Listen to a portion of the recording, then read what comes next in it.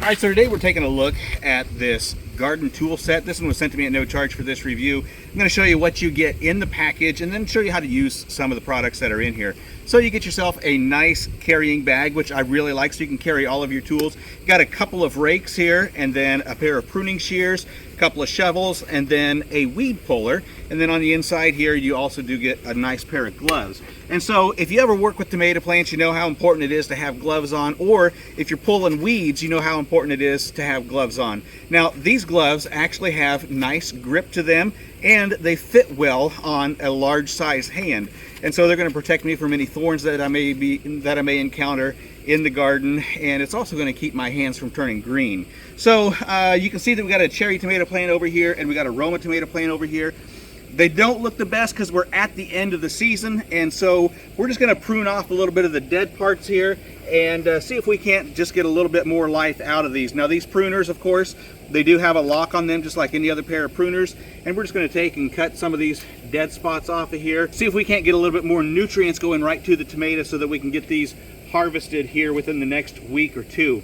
So these are a really nice pair of pruners. They're doing just exactly what they're supposed to do. Yeah, these are really nice. My other pruners have, they've been well used and they're just about done.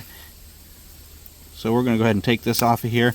Okay, so what's really nice about this bag is that it's got storage on the inside. You can see that I got my tomato plants on a little trellis here. And so on the inside, I can carry my twine. And I also have a bunch of tomato hooks.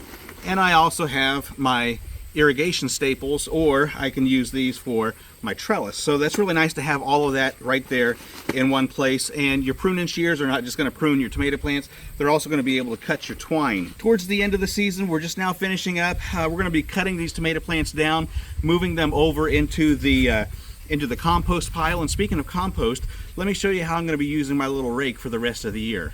I got a worm factory right here where I'm making my compost, and so for the rest of the year I'm going to be able to use my nice sturdy rake to look in through here, see how my worms are doing, and make sure that they have plenty of food in here. So this top bin is where I keep the food, and the bottom bin is where the compost is going to be, and that's where the worms are. And so they are finishing up the last bit of food that's in here.